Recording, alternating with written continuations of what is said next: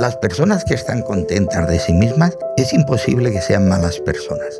Un principio de psicología dinámica que dice nadie sabe tanto como todos juntos.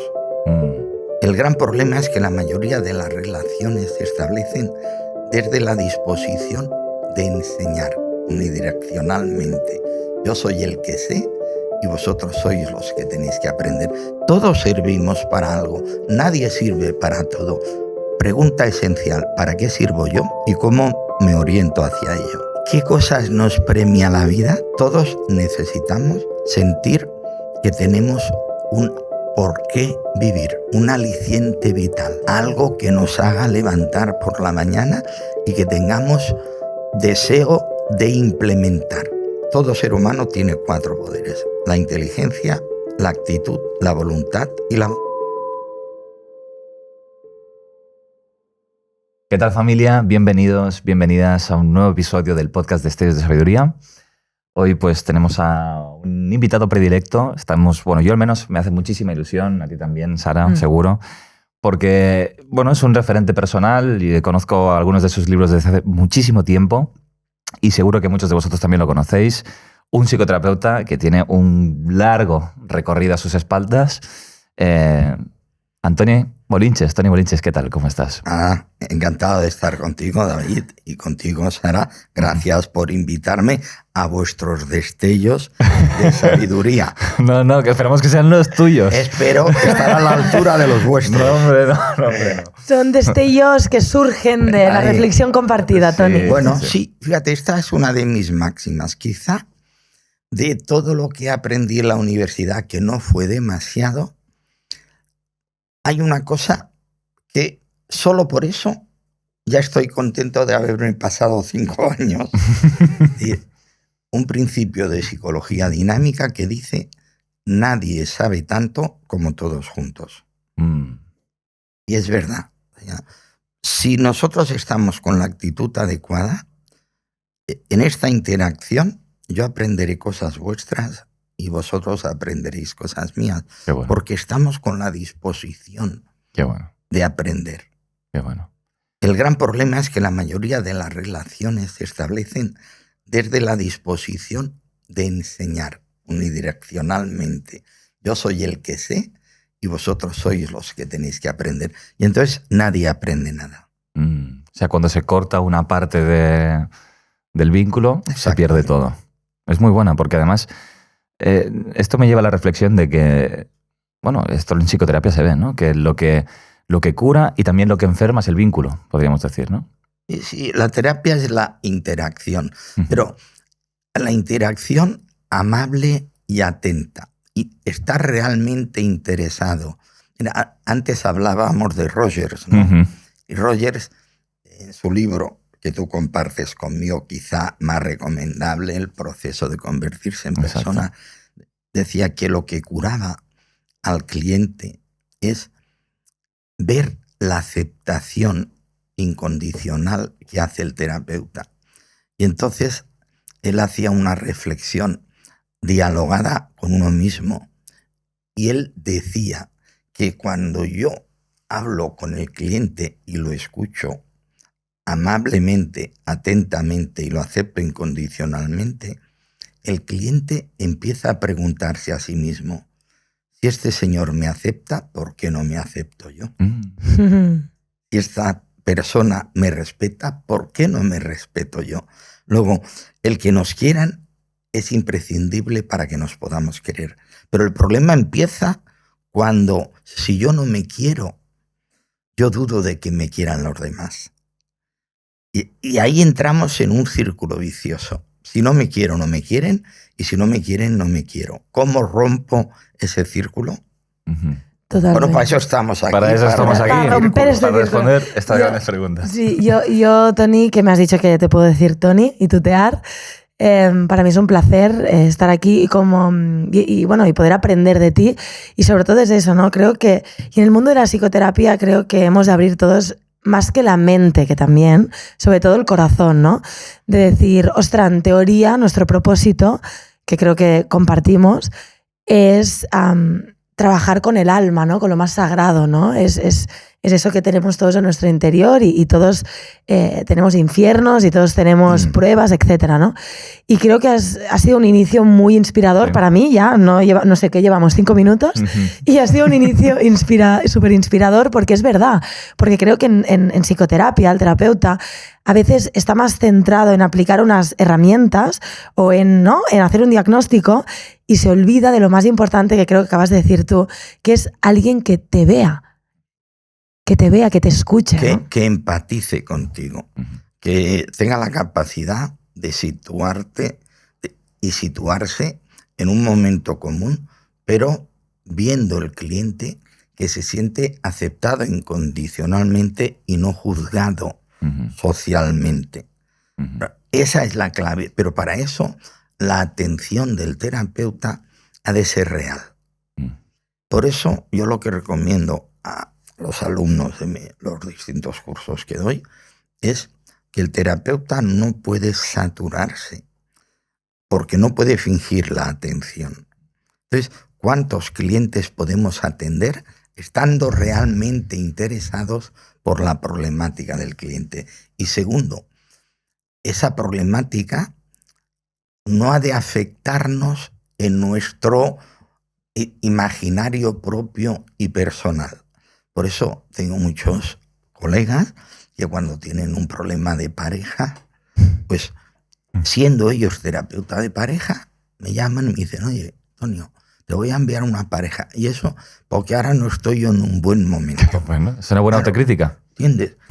Si yo estoy concernido por un problema, entonces lo que hago es de alguna manera proyectar eso en la problemática de mis clientes y corro el riesgo de decir a mis clientes que lo resuelvan de una manera que yo no soy capaz de resolver.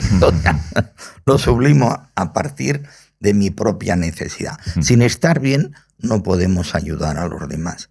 Y por eso estar bien significa equilibrio psicológico y disposición emocional y sintonía con la problemática del cliente, lo cual no quiere decir que nosotros no tengamos problemas, pero los tenemos que tener bien asimilados, bien controlados o suficientemente digeridos.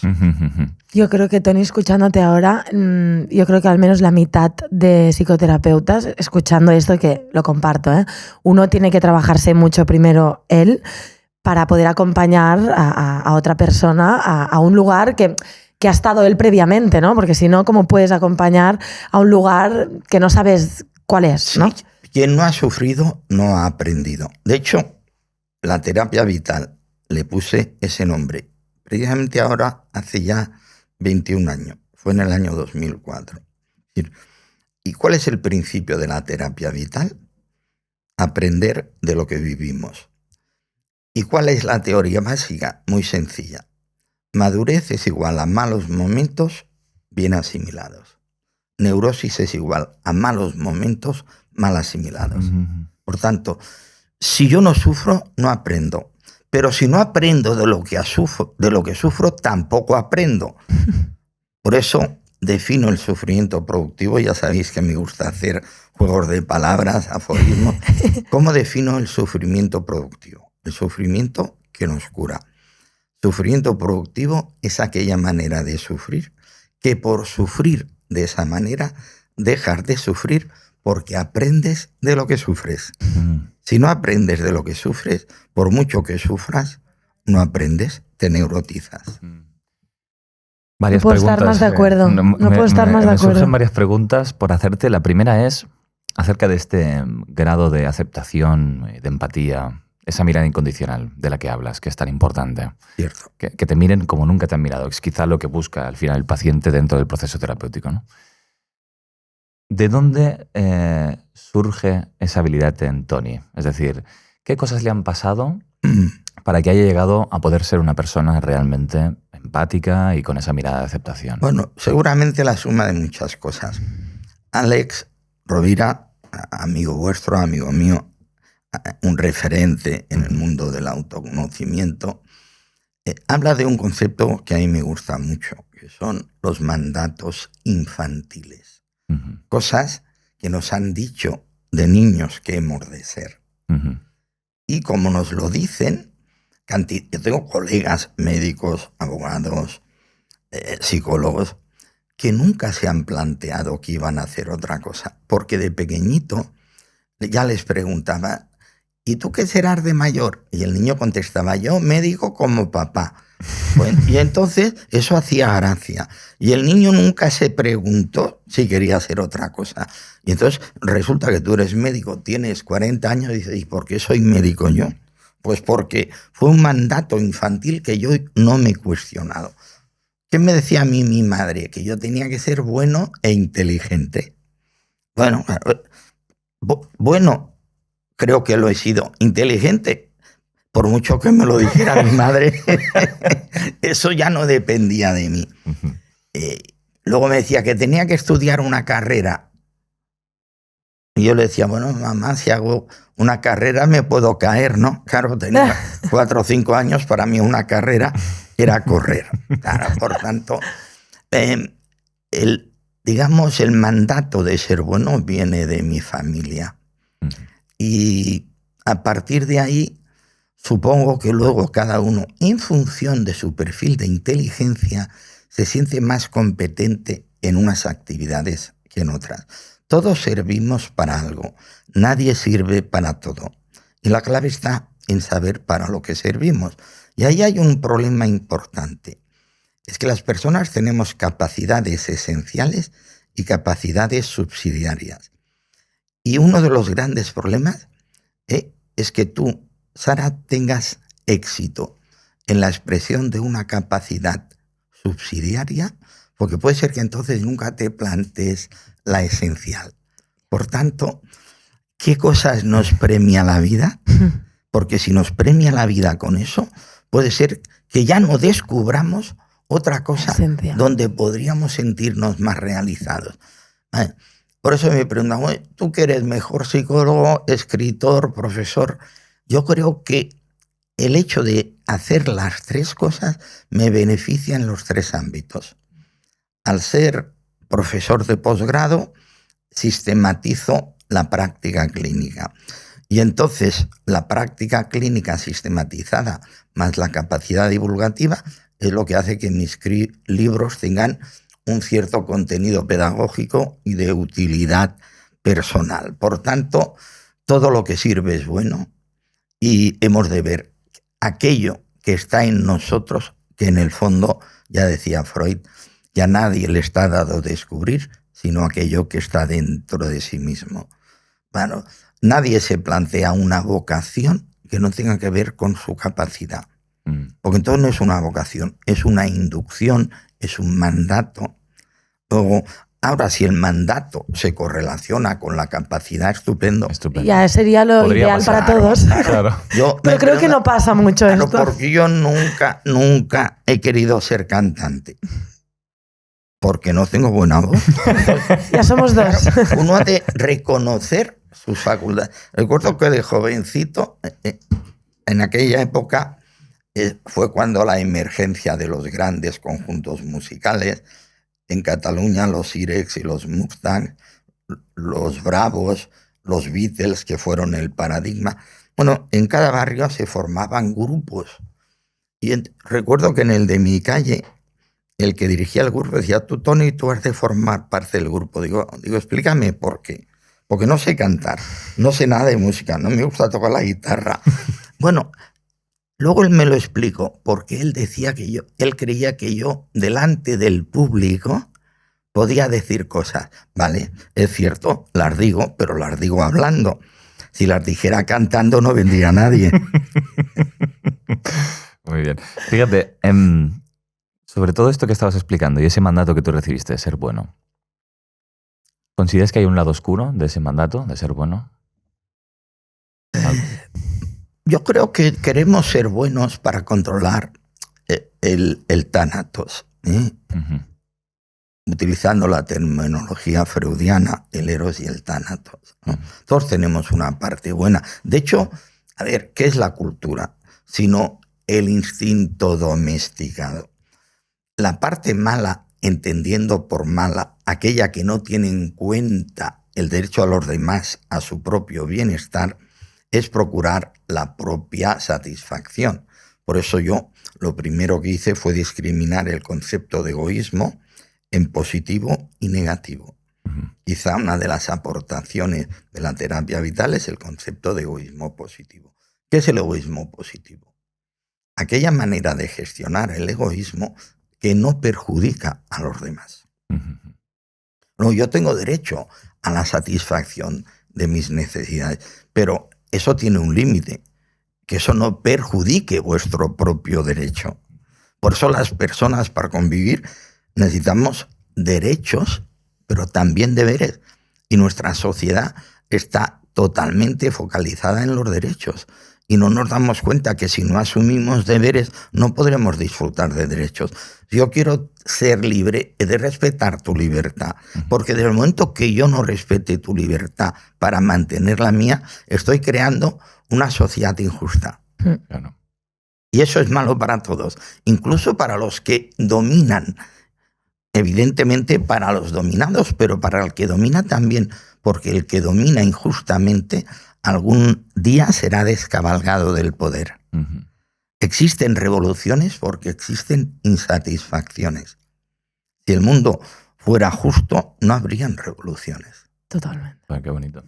Y esto me interesa mucho esto porque creo que, bueno, nosotros desde la Bioneuromoción trabajamos mucho este concepto. No lo llamamos egoísmo positivo, pero me ha gustado mucho esta manera de referir. Y para ver si tienes la misma visión, Toni, te quería preguntar. O sea, egoísmo positivo se entendería cuando una persona necesita, por su coherencia interna, personal, por su sentir, por una situación personal de dificultad, de lo que sea, tomar una decisión que probablemente no sería cumplir la expectativa quizás que nuestra mamá o nuestro papá o nuestra hermana o nuestra pareja quiere que suceda, pero nosotros necesitamos, ¿no?, ir hacia esa dirección, darnos ese espacio, ¿no?, de tomar esa decisión que quizás irrumpe con lo que se espera de nosotros, y eso se entendería, según tu visión, por egoísmo positivo. ¿Sería eso? Me parece una manera, digamos, dialogada, muy gráfica de explicarlo, y eso lo hace comprensible.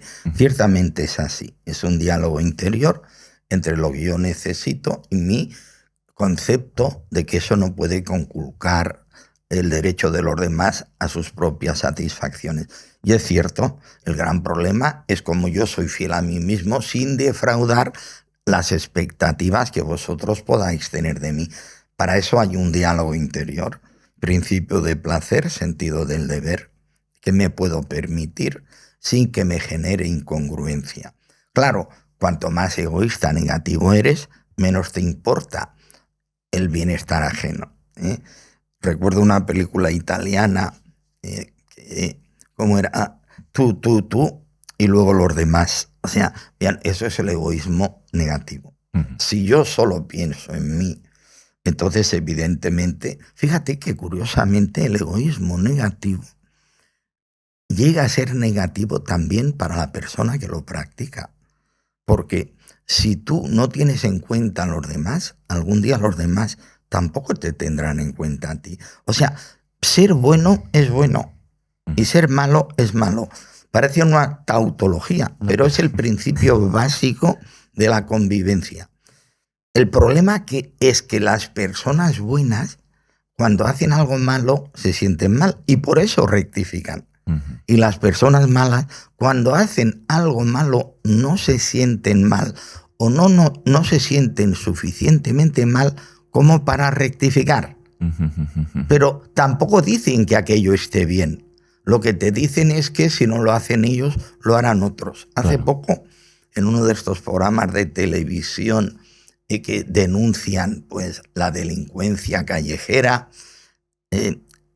se acercó la cámara a un señor que, por lo visto, era carterista.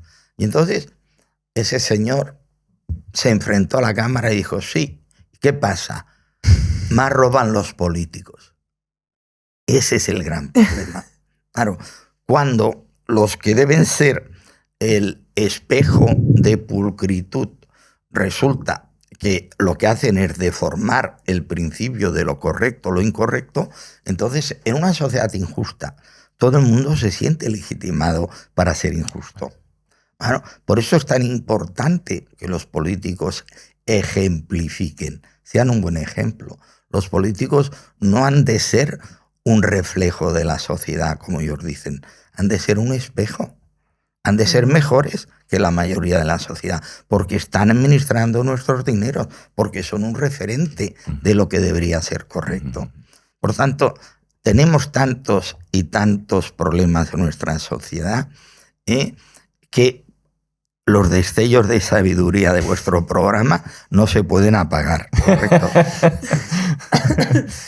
No, la verdad es que yo pienso, Tony, que lo que dices de los políticos, ¿no? Es un tema que a mí me gusta mucho reflexionar, porque pienso que son las personas que más espirituales, ¿no? Y más trabajadas internamente tendrían que... Deberían ser, sí. Como la figura de sabio, ¿no? Yo, por ejemplo, con tu permiso, cuando te veo, pues yo creo que puedes representar, ¿no? Ese arquetipo, ¿no? de sabio, ¿no? Pues un hombre... Tu madre estaría contenta, ¿o no?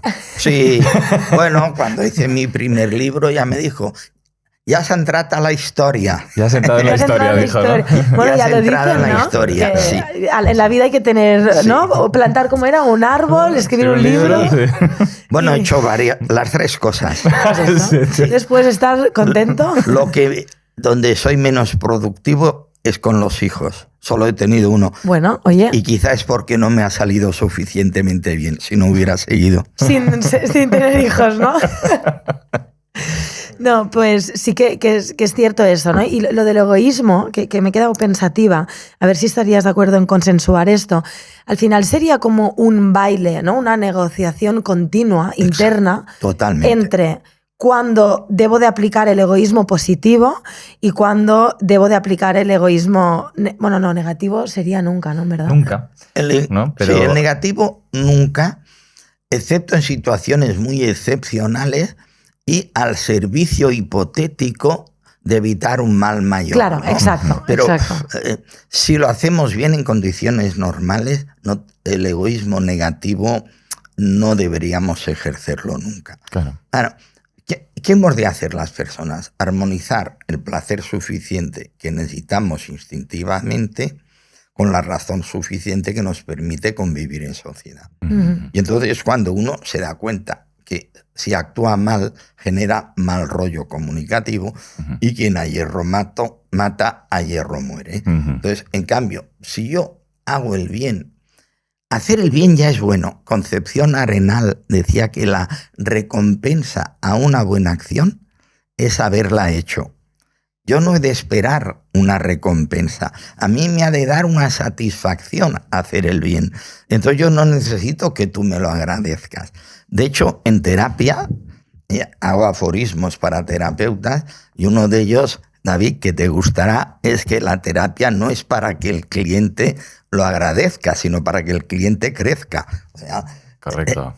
Nosotros no hemos de esperar que el terapeuta nos agradezca. Es más, muchos clientes me dicen, bueno, es que ahora ya estoy... Y les da como lástima dejar de venir a terapia. Digo, no, todo lo contrario. O sea, mi satisfacción es que tú dejes de venir, porque quiere decir que el trabajo que hemos hecho ha resultado productivo. Sí. Pero como tú dices, por la edad que tengo, hay clientes que, como decía Freud, en broma se puede decir todo, incluso la verdad. Y el otro día una señora me dice, bueno, es que claro, como ya tiene 78 años, ya si se jubila, ¿qué haremos? Qué bueno. Porque, sí. ¿Ves? Ahí es una expresión de egoísmo positivo, pero que reconoce el bienestar que puede recibir de otras personas. Y ojalá todos pudiéramos desear que otras personas vivieran por el beneficio que nos pueden reportar. Si todos nos beneficiáramos de todos, el mundo sería el Edén. Sí.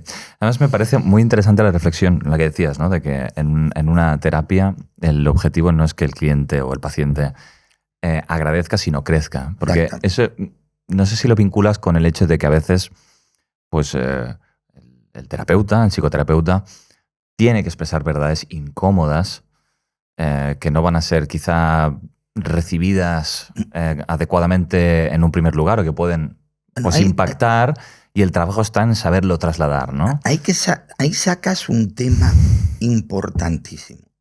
Y depende del modelo de intervención terapéutica. El que tú dices es la técnica del aguijoneo. O sea, yo te digo determinadas cosas para que tú te piques en el buen sentido del concepto y entonces hagas una elucidación, tengas un conocimiento súbito de aquello que yo te estoy intentando transmitir.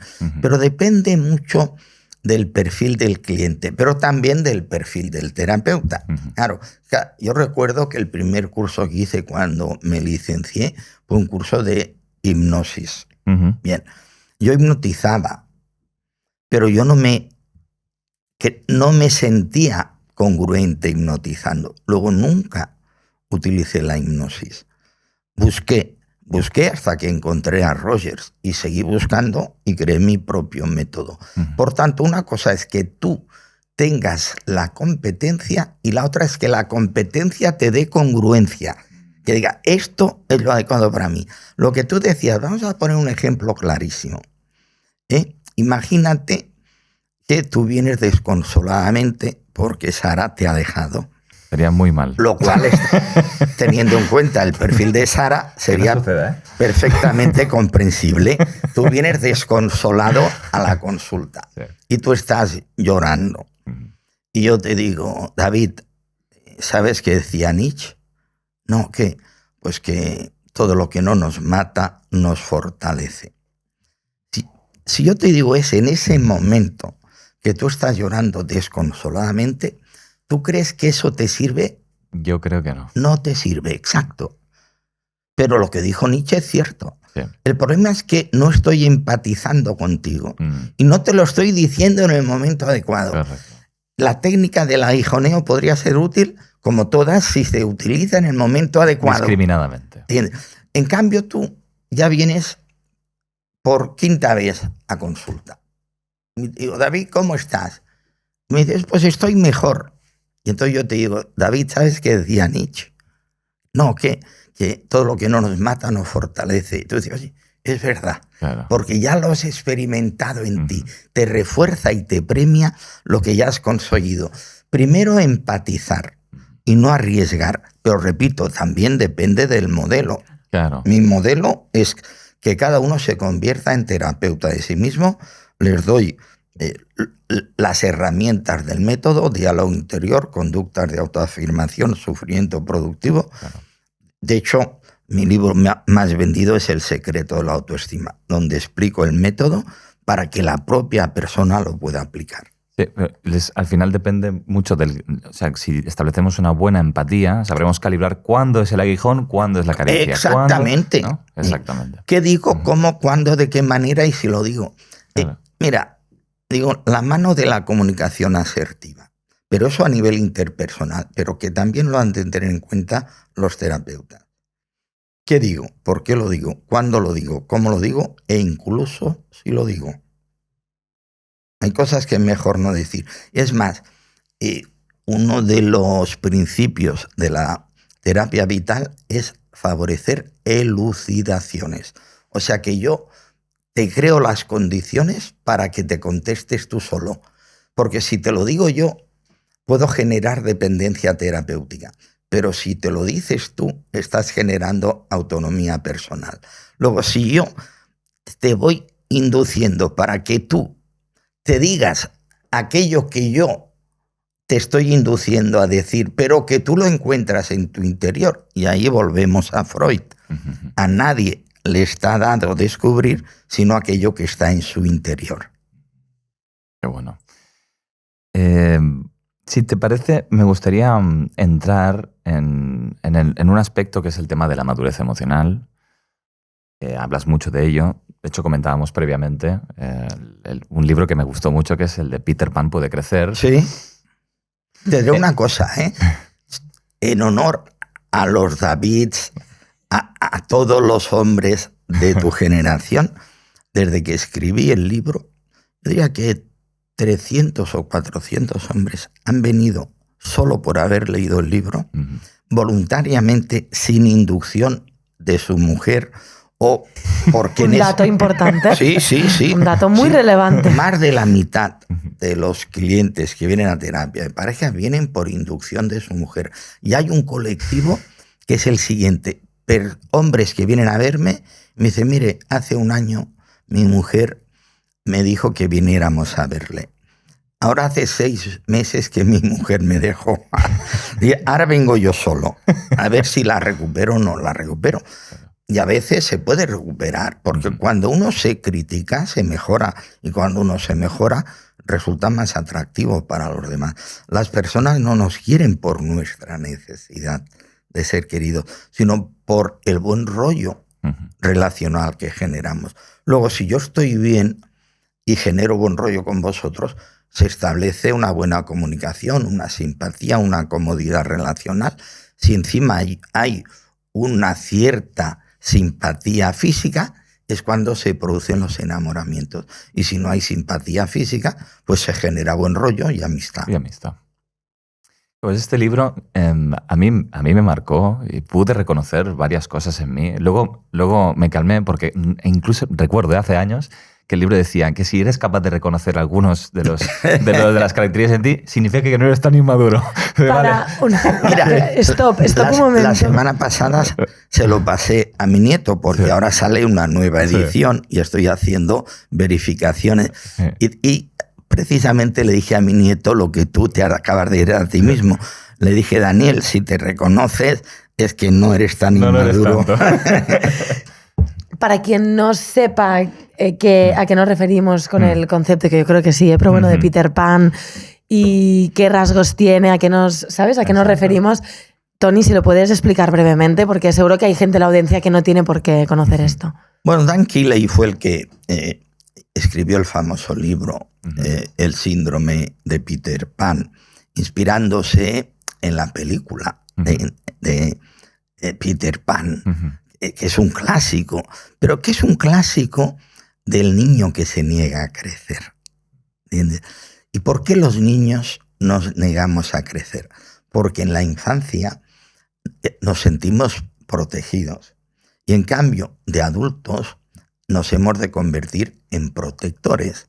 De hecho, ya que hablo de mi nieto, le dediqué uno de mis aforismos cuando fue padre, demasiado joven, y le dije que la última oportunidad que tiene un hombre para dejar de ser niño es ser padre.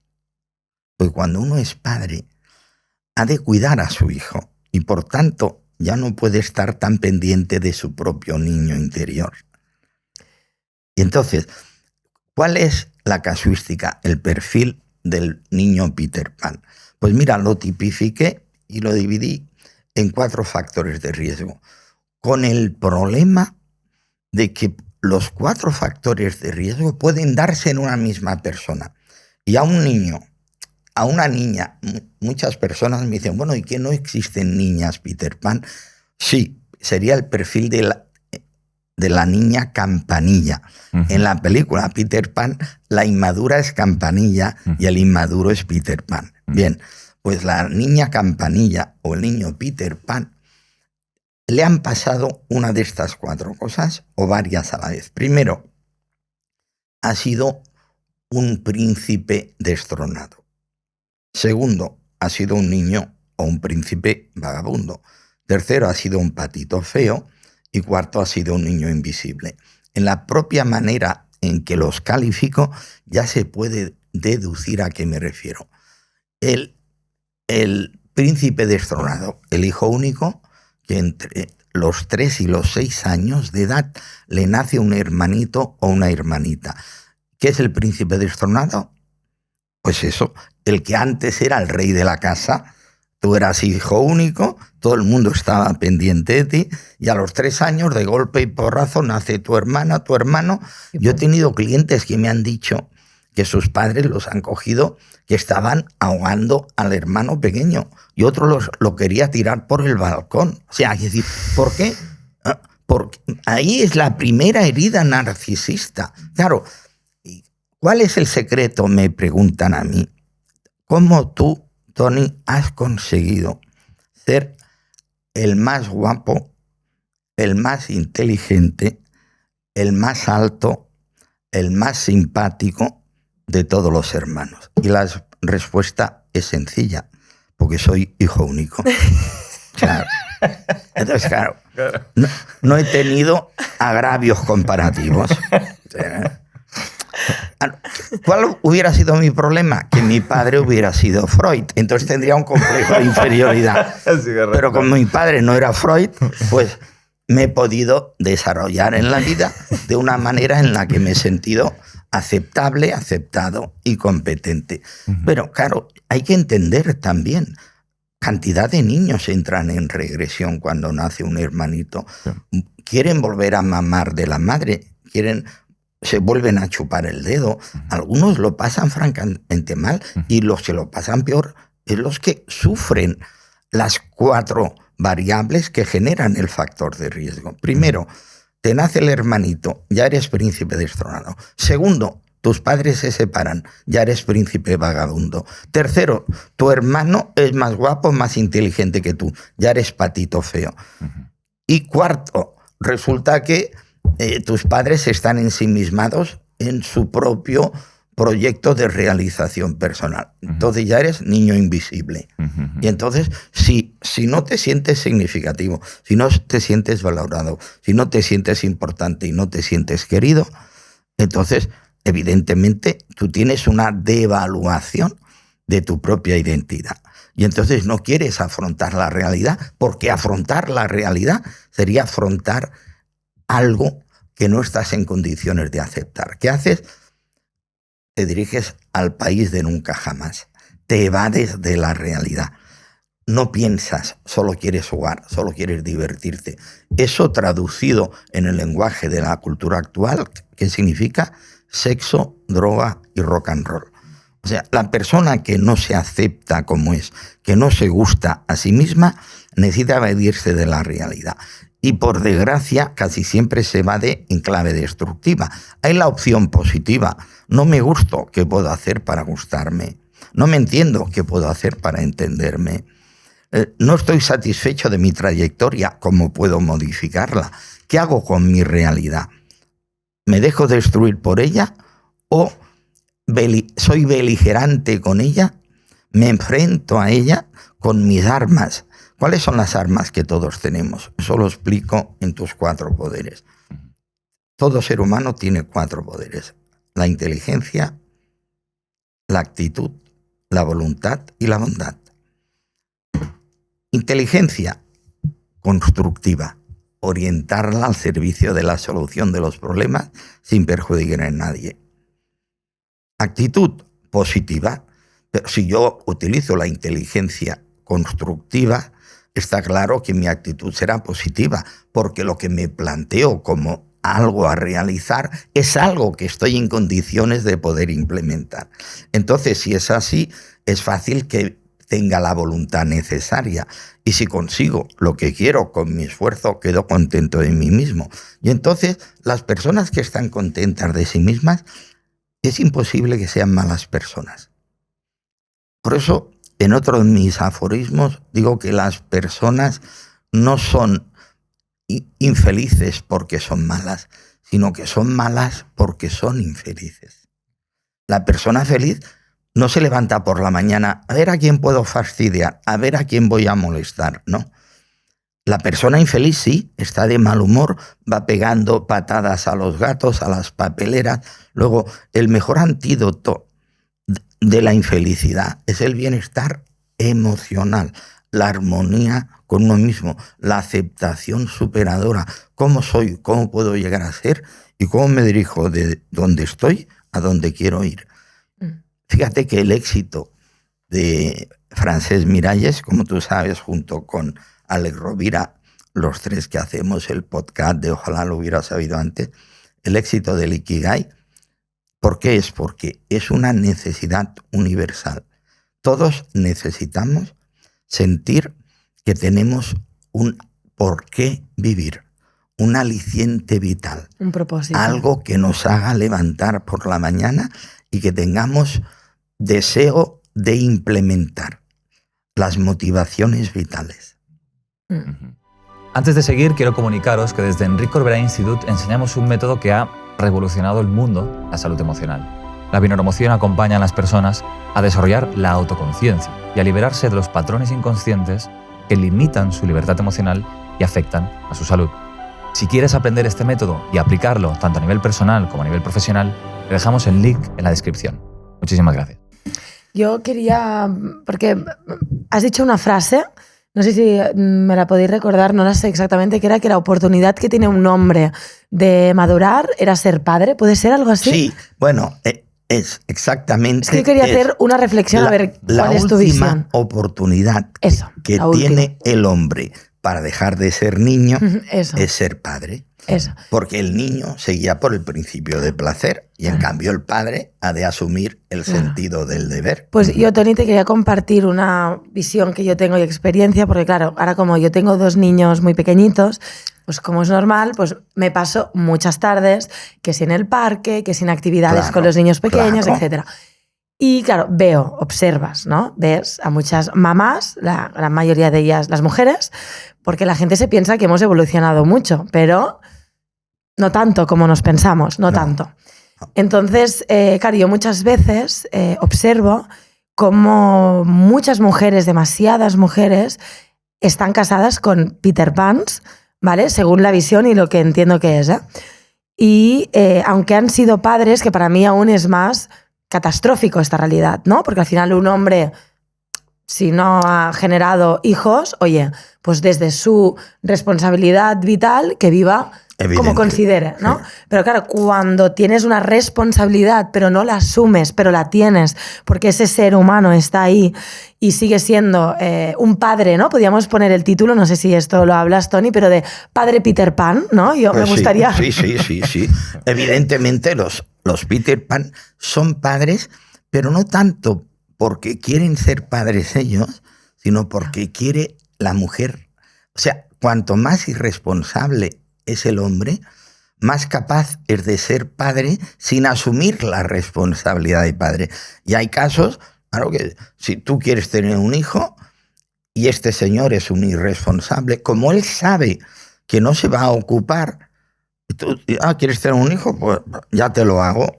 Bueno, yo sé que no quiero citar, digamos, países concretos, pero hay una cierta cultura en Hispanoamérica de que los hijos son de las madres y los padres, muchos o un porcentaje X, no tengo datos fiables, pero me lo relatan muchas madres hispanoamericanas, que los padres se desentienden de su función paternal, asumen la función procreadora, pero no la función cuidadora. Entonces, 100%. Claro, un padre responsable asume responsabilidades. Y ese es el mérito de la paternidad. Dejar de lado el principio del placer para asumir el sentido del deber. Y entonces cada hombre lo hace lo mejor que puede. Entonces tú has de dar el biberón a tu hijo y está jugando el Barça y el Madrid. Pues entonces tú, ¿qué haces? Problema. ¿Tienes un problema? Pues intentas darle el biberón mientras ves el partido, le pones el biberón en el ojo, el niño llora, entonces dejas de mirar el partido, le das el biberón, pero es cuando han hecho el gol. Bueno, y en eso tú te vas curtiendo. Y llega un momento que dices, bueno, pues si no puedo ver el partido, pues habrá más partidos en el futuro, pero en el imperativo categórico de mi realidad actual es que mi hijo depende de mí y yo de estar a la altura de lo que necesita mi hijo. Y eso se llama madurez. Eso nos lleva a la madurez. Nos lleva a la madurez. El problema es que a la madurez llegamos entre los 50 y los 60 años, si llegamos. Y llegamos precisamente porque en una disyuntiva entre el placer y el deber, asumimos el deber cuando consideramos que el deber es lo adaptativo en función de nuestra propia idea de lo que es correcto hacer en ese momento y situación. Así que quizás, bueno, la biología no lo permite, pero quizás sería mejor tener hijos a los 50 para ver si así... Sí. No, yo lo digo porque a mí me pasa personalmente, Toni, que, bueno, él lo sabe, que ha pasado así de veces, de comentarios que tengo que aguantar y soportar, porque yo por educación pues no me enfrento, no digo nada porque no hace falta, pues soy educada y ya está, pero así de veces de gente que me tiene que decir qué suerte tienes con David, que él, cómo lo tienes de agobiado, porque claro, mira cómo se encarga de tus hijos. Y yo pensando, ¿mis hijos? son sus hijos también. Claro. Y tú has visto cuando yo me he encargado, alguien ha ido a David a decirle qué suerte tiene de la mujer que tiene, que se encarga de sus hijos. ¿Por qué? Por sexismo. ¿Por qué? Porque es hombres como David hay menos y, por suerte, mujeres como tú hay más. Sí, ¿Por qué? es verdad. Porque el instinto maternal pues, implica un nivel de responsabilidad que no todos los hombres saben adquirir. Por tanto, claro, ojalá la mayoría de hombres fueran como David, pero... Bueno, aquí estamos ya como idealizando a No, David, pero bueno, sí, a nivel de responsabilidad paternal, sí, David. Pero yo eso me lleva a una pregunta, que me la tenía que apuntada, que es ¿por qué crees que hay más Peter Pans que Campanillas? Porque el hombre está desorientado. Eso lo explico en Amor al segundo intento y en el síndrome de las supermujeres. Mira, el modelo sexista, hombre dominante, mujer subordinada, más o menos se instauró a partir de los primeros, digamos, momentos en que la sociedad primitiva empezó a estructurarse en clanes familiares. Eso hace unos 500.000 años.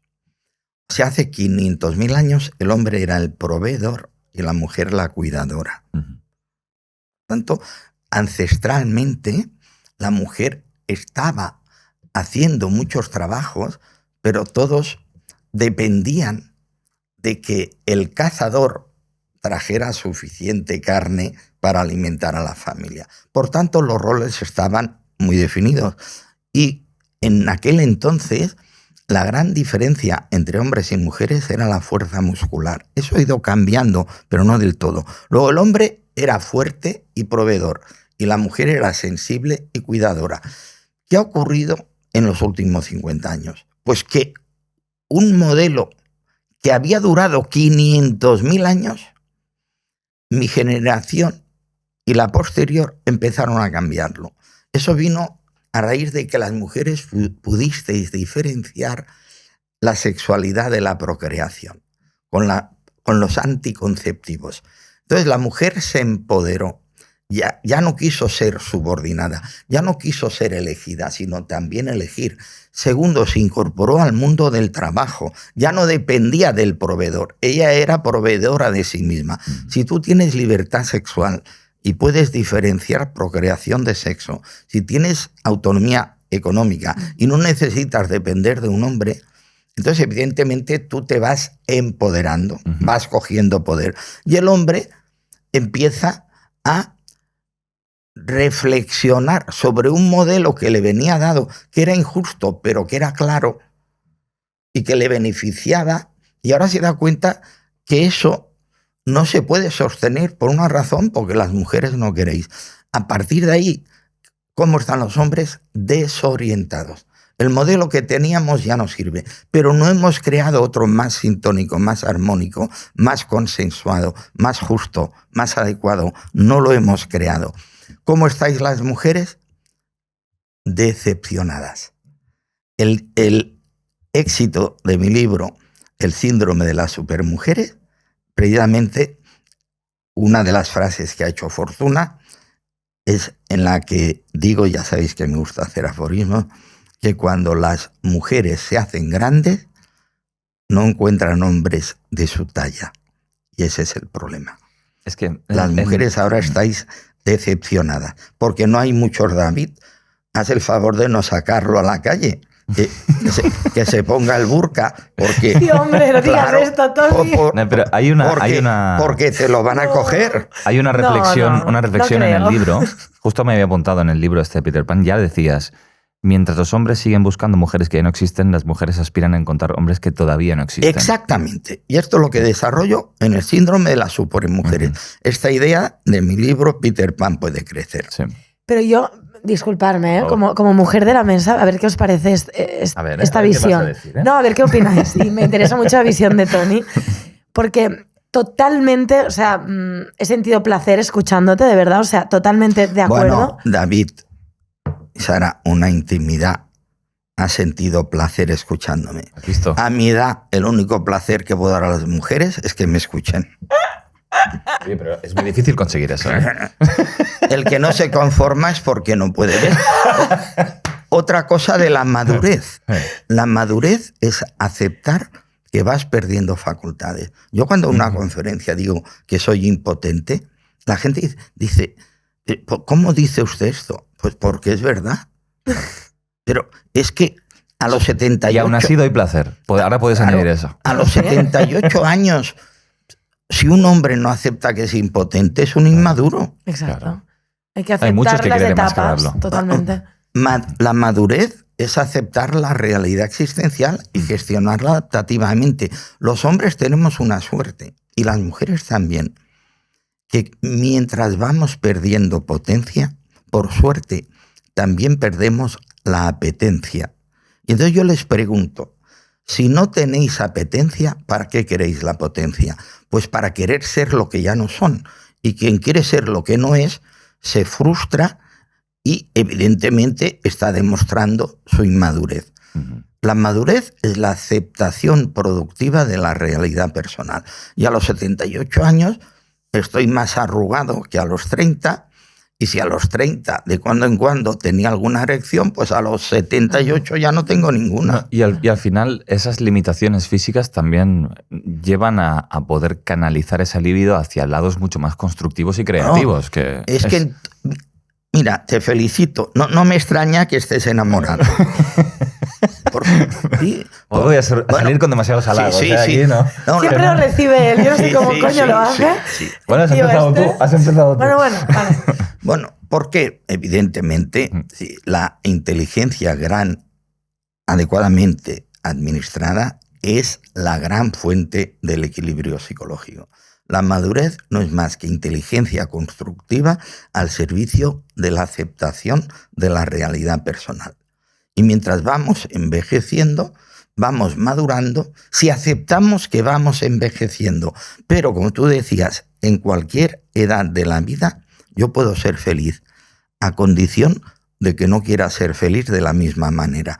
Claro, si yo a los 78 años mi madurez ha de ser de tener una novia nueva cada 3 meses, evidentemente tendría que buscar un terapeuta mejor que yo para curarme. ¿Entiendes? Sí, no, totalmente. No, pues lo que os quería preguntar antes es que ante esta realidad, ¿no? Que como muy bien tú explicas, Tony, de mujeres, ¿no? Por resumirlo, como más maduras o evolucionadas, no sé. Es así. Las mujeres sois, ¿sí? En función variable, edad, experiencia vital, sois más maduras que los hombres. Exacto. Entre otras cosas, ¿por qué habéis madurado más? Muy sencillo, porque habéis superado una situación de injusticia. Y eso era una motivación, porque era una realidad que el hombre ya sabía que no era justa. Y racionalmente ya lo reconocíamos, pero no hacíamos nada al respecto. De subordinación. Y si me permites, la responsabilidad que implica el cuidado en esa clasificación de roles tan clara, eso también lleva a una madurez ancestral en cierto grado. Clarísimamente. Claro, el hombre que ahora... Yo veo a mi nieto... Tienes que cuidar y no sabes cómo. Que limpia, le cambia los pañales, le limpia el culo después de que el niño haya defecado. Bueno, y lo felicito, y lo felicito, y lo seguiré felicitando, porque limpiando esos culos se está haciendo maduro. Sí, señor. Totalmente. Ese es otro aforismo, ¿eh, Antoni? Esa frase. ¿Es así? Es así. No, tal cual. Y claro, yo lo que quería decir, Tony, a ver qué opinas, es que creo que las mujeres, más que estar en la queja constante de que el hombre no cumple, falla, ¿no? En la queja constante, creo que si deja de aceptar y deja de subordinarse a cosas que no quiere subordinarse, ¿no? Porque yo, por ejemplo, lo veo, ¿no? Mujeres que les veo la mirada, quizás no te lo dicen, pero tú lo sientes, ¿no? Sí. Que están defraudadas, como has dicho tú, Sí. están decepcionadas, Sí. se sienten solas, Sí. trabajan, crían 3 hijos, lo hacen todo. La supermujer, ¿no? Sí. Se pasa muy mal. O sea, realmente es una carga mental, emocional muy fuerte, ¿no? Por eso os habéis hecho fuertes. Exacto, sí.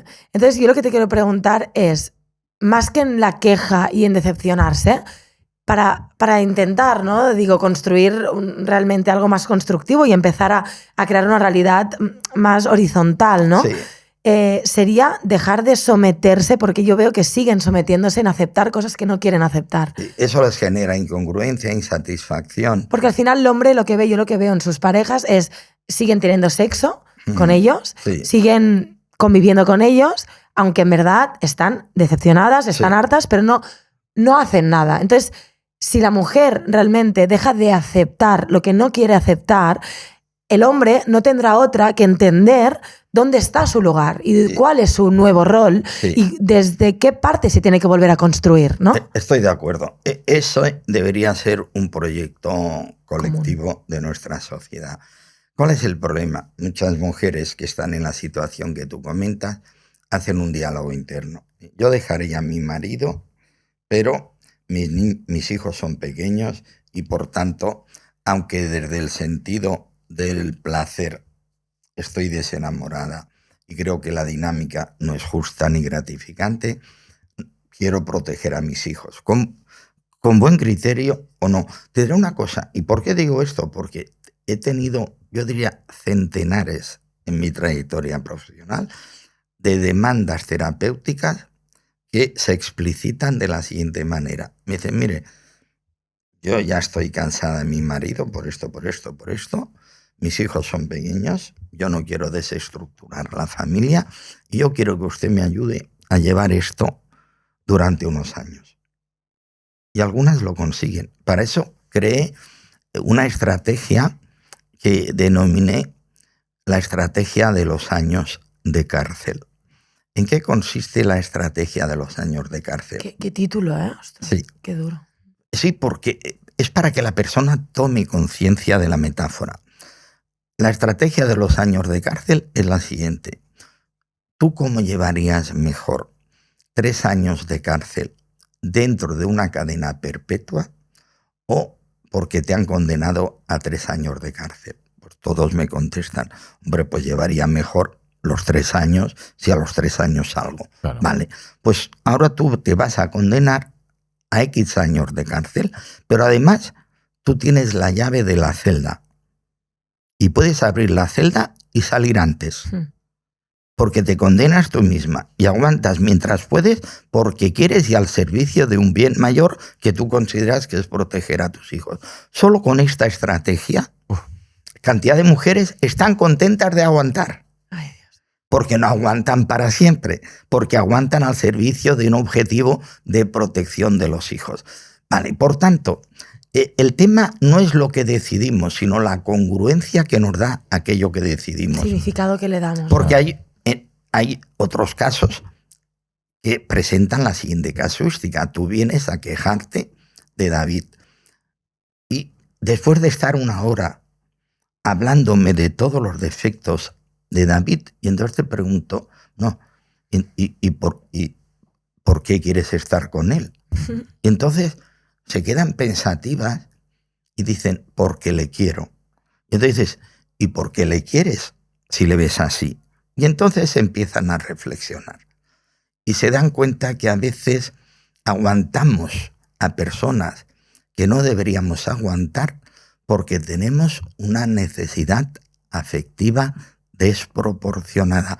Y a pesar de que todos estamos de acuerdo con el refrán que dice que vale más estar solo que mal acompañado, en realidad eso no es cierto.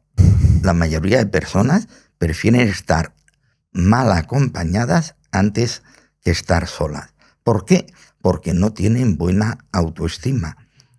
De hecho, mi teoría de la seguridad personal se fundamenta en 4 parámetros: autoestima, autoimagen, autoconcepto y competencia sexual. ¿Y sabes qué ocurre? Que cuanto peor estás de autoestima, más aguantas amores inadecuados, porque por lo menos, aunque sea mal, te sientes querida o querido por alguien.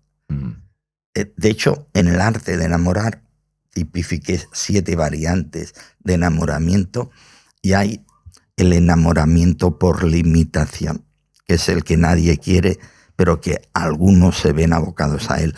¿Cuál es el enamoramiento por limitación? 2 personas que se juntan porque no las quiere nadie más. Y eso es muy triste. Claro, lo que nos convendría es poder elegir. De hecho, digo, 2 es una dicotomía, 3 empieza a ser una elección. Claro, las personas que tenéis valores, que tenéis atractivos, que tenéis buena presencia, que sois inteligentes, tenéis la suerte de poder tener buena autoestima, buena autoimagen, buen autoconcepto. Pero, ¿y los que somos pequeñitos, feos y cortos de mente? No podemos elegir igual. No te incluyas, Toni. Bueno, te digo una cosa. Mira, esto ahora ha sido falsa modestia.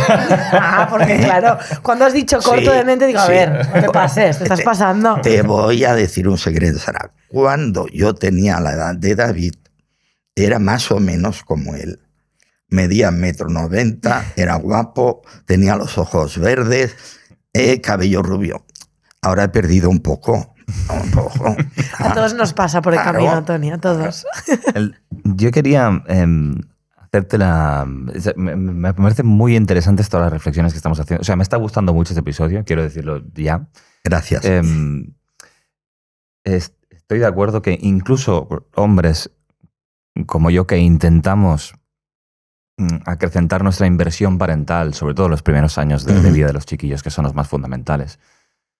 Aún así me parece que muchas veces sigue habiendo un desbalance, porque yo puedo pasar mucho tiempo físicamente, trato de pasar todas las tardes con ellos, pero luego hay un trabajo invisible que esta mujer hace y yo no, que es la organización del hogar y de las extraescolares y de las vacunas, y de que eso es un trabajo que sigue encargándose ella. Incluso, porque hay siglos ancestrales, claro, en nuestro también es cierto ADN, David. No sé qué opinas tú, pero también esa capacidad de procesamiento en paralelo que tiene la mujer, ¿no? Y de no, yo la verdad, en función de lo que os conozco, de lo que comentáis y de cómo os veo, más que opinar con respecto a vuestra función, lo que os pediría es si queréis adoptar a un anciano. Porque teniendo en cuenta cómo cuidáis a vuestros hijos, ¿por qué no adoptáis a un anciano?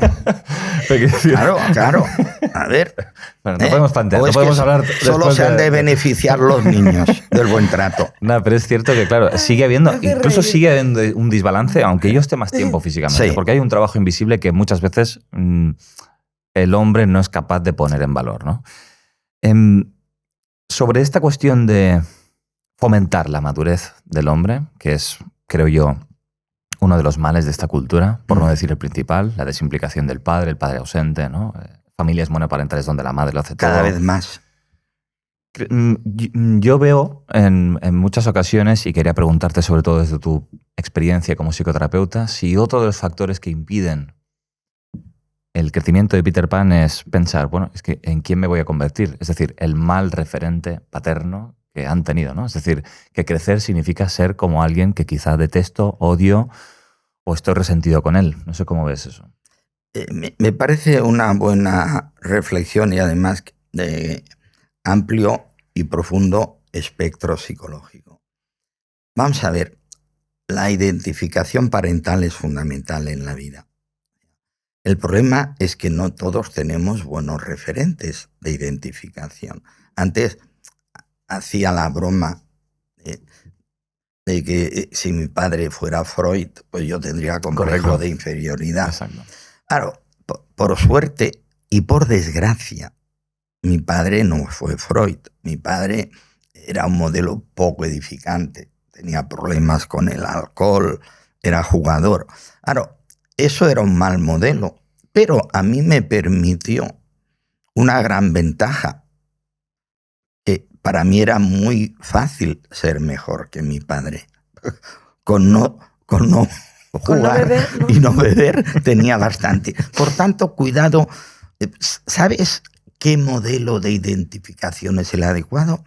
El padre o la madre afectiva, cercana, que se convierte en un buen ejemplo, pero en un ejemplo asequible. Yo he visto más problemas con hijos de padres modélicos inasequibles que con hijos de padres fácilmente mejorables. Porque además los que no hemos tenido un único modelo, hemos tenido la suerte de poder crearnos modelos.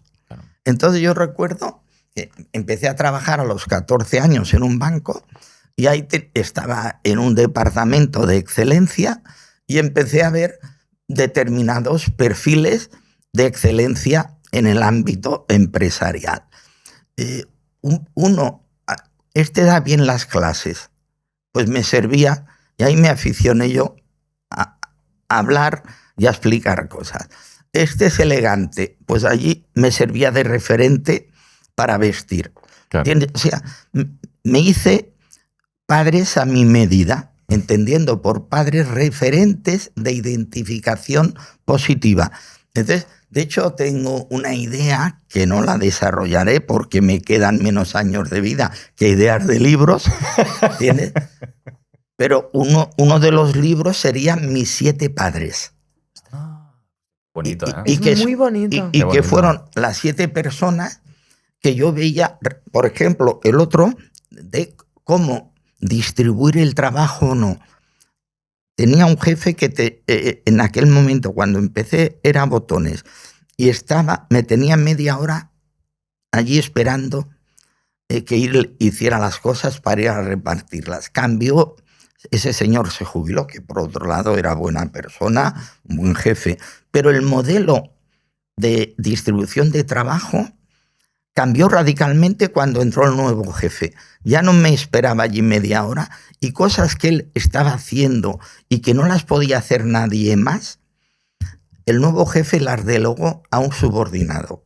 A los 6 meses ese subordinado en otro. Y al año, aquello que hacía un año hacía el jefe, lo hacía yo, que era el último del equipo. Luego, ¿hasta qué punto nos consideramos prescindibles o imprescindibles? Pues fíjate, yo creo que somos más imprescindibles los que nos consideramos prescindibles, porque hacemos que los demás se empoderen. Y no es lo mismo que si hacemos un equipo los 3, cada uno se sienta realizado con lo que hace, que no que vosotros tengáis que estar pendientes de que yo apruebe lo que hagáis o lo que no hagáis. O sea, todos tenemos capacidades singulares y lo mejor es que cada uno aproveche las suyas. Todos servimos para algo, nadie sirve para todo. Pregunta esencial, ¿para qué sirvo yo? ¿Y cómo me oriento hacia ello? Mira, vamos a entrar en el tema de parejas, que ya hemos tocado mucho, porque todo lo que tiene que ver con Campanilla, Peter Pan, procesos de madurez y madurez, Supermujer, ya tiene que ver con esto, pero en tu libro de Amor al segundo intento, que hablas de las segundas partes, ¿no? Y una pregunta es, bueno, ¿qué señales indican en una relación que vale la pena volver a intentarlo, si pudiéramos parametrizarlo de algún modo? Hay unas iniciales que sería por intentarlo por primera vez. Pero esa no la seguimos nunca, porque la primera pareja no es una verdadera elección, es la conjunción de 2 necesidades, 2 situaciones y 2 atracciones.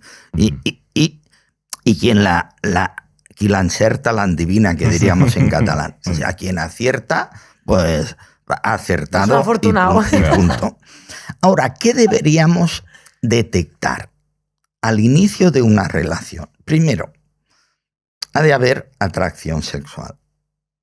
Segundo, ha de haber comodidad relacional. ¿Qué entendemos por comodidad relacional? Que puedas ser tú y estar con el otro y estar cómodos los dos, tanto si hablas como si no hablas. Y eso es importantísimo, porque hay personas que me dicen, no, es que no sabemos de qué hablar. Y en cambio otros te están diciendo lo mismo en positivo. Y te dicen, no, estamos tan bien que no necesitamos hablar. Están hablando de lo mismo, pero la vivencia subjetiva es contrapuesta. Y tercer factor, orgullo social. En una sociedad como la nuestra, digamos, que tan tendente a juzgar, a etiquetar, entonces, que te guste que te vean con esa persona. Eso es el orgullo social. Esto es más importante de lo que nos pensamos. Es cierto que si se dan otras variables, eso se puede vencer, pero inicialmente necesitamos estos 3 requisitos. Aunque la pregunta interesante es cómo se consolidan las relaciones. A partir de estos 3 requisitos se supone que la pareja se empieza a estructurar como tal. A partir de ese momento, los 4 factores que he tipificado como las 4 patas de la pareja estable, porque es una metáfora de que necesita las 4 patas sólidamente instaladas para soportar el peso que le cae encima en la convivencia. Primera pata, buen acoplamiento sexual, que no es tan fácil como parece. Tener deseo es fácil, mantenerlo es difícil, sobre todo hacia el mismo sujeto erótico. Segundo, caracteres suficientemente compatibles. Tercero, escala de valores similar. Y cuarto, proyecto de vida convergente. A pesar de eso, la convivencia es enemiga de sí misma, porque en la convivencia se activa la matemática de los sentimientos, que es un principio de desvalorización del sujeto amoroso, recíproca pero no simétrica, como consecuencia de que se activan de manera natural el principio de habituación y el principio de saturación. La habituación actúa sobre lo bueno de la pareja. Luego lo bueno ya no es tan bueno, te has habituado. ¿Y qué le ocurre a lo malo? Actúa sobre él la saturación. ¿Por qué? Porque lo malo es peor. Si lo bueno es menos bueno y lo malo es peor, hay una depreciación recíproca, pero no simétrica, y siempre queda más decepcionada la mujer porque espera más, porque ha hecho más inversión emocional. Y ese es el gran problema de la pareja, que la convivencia es enemiga de sí misma. Ahora bien, cada crisis es una oportunidad de crecimiento, y las parejas que duran son aquellas en las que las personas maduran. Cuando tú escuchas a tu mujer y en lugar de estar replicante en clave de lo que hacen los políticos, que es escuchar para replicar, lo estás en clave de lo que hacen las personas maduras, que es escuchar para comprender, asimilar y luego responder empáticamente, entonces tú mejoras, porque si tu mujer te dice tal cosa, entonces pues mi mujer tiene razón, tú cambias, no porque te lo dice tu mujer, sino porque te das cuenta que tu mujer tiene razón.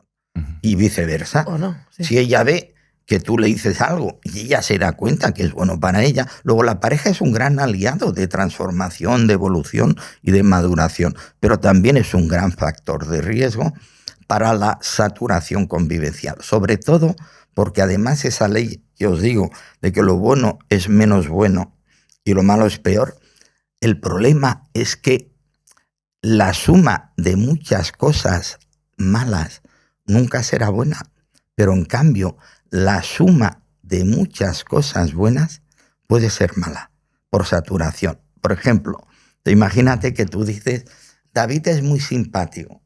A los 5 años, David siempre está con tonterías. Lo que era simpatía, ahora ya no me gusta. Por saturación, David era muy trabajador. No, David es un obseso del trabajo. David es muy ordenado. No, David es un maniático del orden. O sea, cuidado, por eso hemos de vigilar que lo bueno no se transforme en malo por exceso. La convivencia en pareja no es fácil.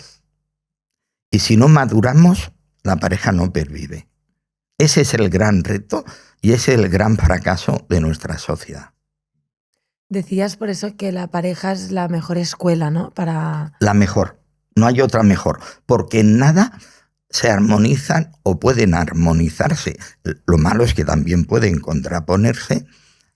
La condición, han de ser amantes, han de ser administradores de una determinada economía, han de ser compañeros de piso, han de compartir las tareas del hogar, han de armonizar proyectos y gestión de la vida cotidiana. O sea, es una dinámica tan compleja que si no maduras es imposible que eso pueda pervivir, persistir. Pero si lo utilizamos precisamente como escuela de aprendizaje vital, eso es la mejor escuela de la vida, es la convivencia en pareja, tanto si va bien como si va mal, siempre y cuando aprendamos de lo vivido. Claro. Si tuviéramos que dar algunos recursos, Tony, así más tangibles, acerca de cómo evitar, ¿no?, que esa convivencia pues llegue a esos lados tan negativos, ¿no? Claro, Sí. ¿no? Como alguna pauta puede ser a nivel comunicativo, puede ser, no lo sé, pero alguna pauta que la gente le pueda servir, ¿no? Que esté transitando por un mal momento en la pareja. ¿Cómo reconduzco esto? Mira, no dejar de ser tú para estar con el otro. De hecho, el aforismo mío que ha tenido más éxito en relación a la pareja es aquel en el que digo que el secreto de un buen matrimonio es casarse con el otro sin divorciarse de uno mismo. No dejes de ser tú para estar con Sara. Sara, no dejes de ser tú para estar con David. Eso sí, procurar ser la mejor versión de vosotros mismos en beneficio propio y de la relación. Ese es el secreto de un buen matrimonio. Y para eso hay que hacer un buen diálogo interior. Porque cambiar porque lo necesita el otro, para que no nos deje de querer, entonces es una mala inversión. No sabremos si nos quiere por lo que hemos cambiado, por lo que no hemos podido cambiar, por lo que fingimos o por lo que se supone que esperamos que el otro crea lo que ha sido nuestro cambio. Es que el cambio es lo realmente desgastante, sí, ¿no? El dejar de ser, o sea, esa desidentificación. No dejes de ser tú, ¿no? Pero sé la mejor versión de ti mismo. Y para eso hay que escuchar al otro y someter lo que dice el otro al diálogo interior. Y si tu propio diálogo interior, tu niño te dice que es un defecto que has de corregir, tu padre te dice que es bueno corregir ese defecto, tu adulto utilizará la inteligencia constructiva, la actitud positiva y la voluntad reforzada. Y eso será para ti bueno. Y al ser bueno para ti, te convertirá en un hombre bueno, en el buen sentido de la palabra bueno. El punto este del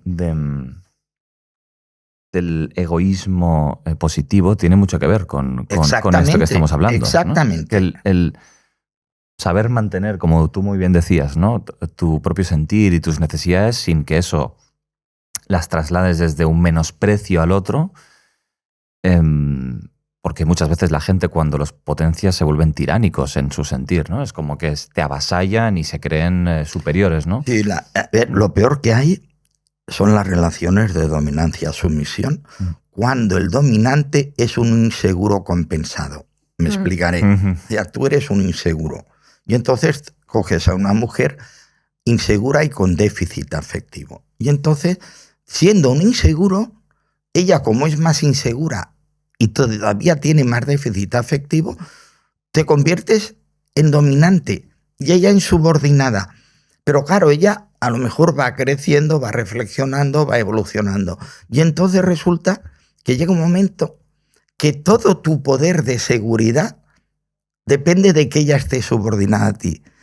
Cuando ella te deja, tú te suicidas. Lo malo es que a veces, antes de suicidarse, primero matan a la mujer.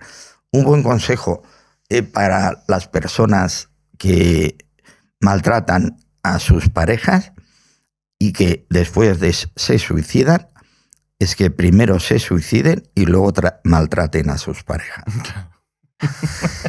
Así nos evitamos una parte del drama, ¿no? Ahora te iba a decir, Tony, lo que dices no tiene sentido, pero claro, digo, no.